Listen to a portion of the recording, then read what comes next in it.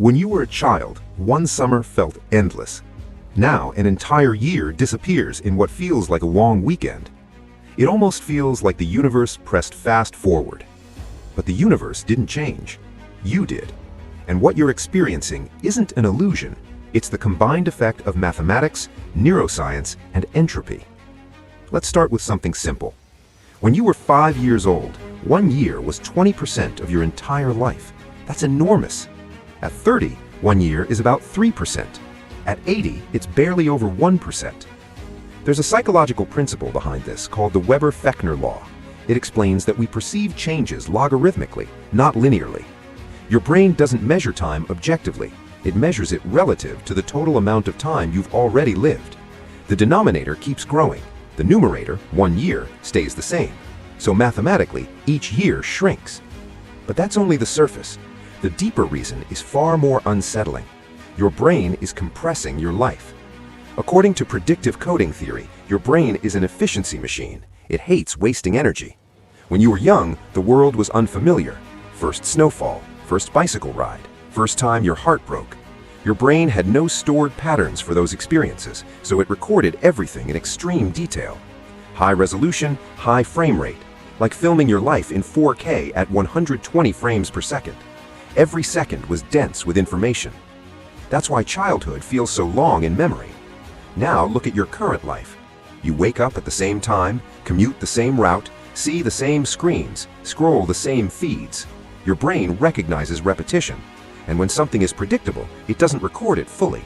It compresses it, like a video file that only keeps key frames and deletes the rest. Entire days become mental shortcuts.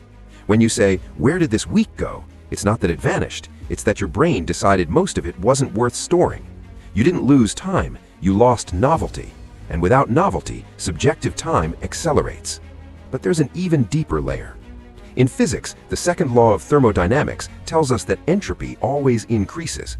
Systems move from order to disorder. Your body is slowly losing biological precision. Cells age, neural transmission slows, metabolism declines. From your biological perspective, the external world feels like it's speeding up. It's similar to falling toward a black hole. The closer an object gets to the event horizon, the stronger the pull, the faster the fall. For a living organism, death is that horizon, and what you interpret as time moving faster may actually be the sensation of irreversible movement toward that boundary. It feels like acceleration. It feels like collapse. And that realization can be terrifying. If everything is speeding toward disorder, if the ending is fixed, what does any of this mean? But here's where perspective changes everything. In modern physics, there's an idea sometimes called the block universe. It suggests that past, present, and future all coexist in four-dimensional space-time. Imagine the universe as a finished film reel. Every frame already exists. Your consciousness is simply scanning it frame by frame. From that perspective, nothing is disappearing. The child running under the sunset still exists. The heartbreak still exists. This moment exists. They are fixed coordinates in space-time. You are not a fading dot. You are an entire world line, extended, complete. So maybe time isn't collapsing. Maybe you're just becoming fluent at living. When you first learn to play piano, every second feels slow and difficult. When you master it, the music flows effortlessly. Life feels faster because you've adapted. And here's the paradox. It is precisely because life ends that each moment has structure. A song that never ends becomes noise. A movie that never finishes has no story. Entropy gives shape to urgency. Mortality gives weight to love. Your fear of time speeding up is not weakness, it's awareness. You're realizing that your moments are finite, and that awareness is what makes them meaningful. So no, you are not losing time, you are completing yourself. The child who felt eternity, the adult who feels acceleration, the future elder who will look back, they are all part of the same structure. If you want time to feel longer, don't chase the clock. Create new key frames. Break routine. Seek novelty. Experience things your brain cannot compress. Or simply sit still and fully feel this moment.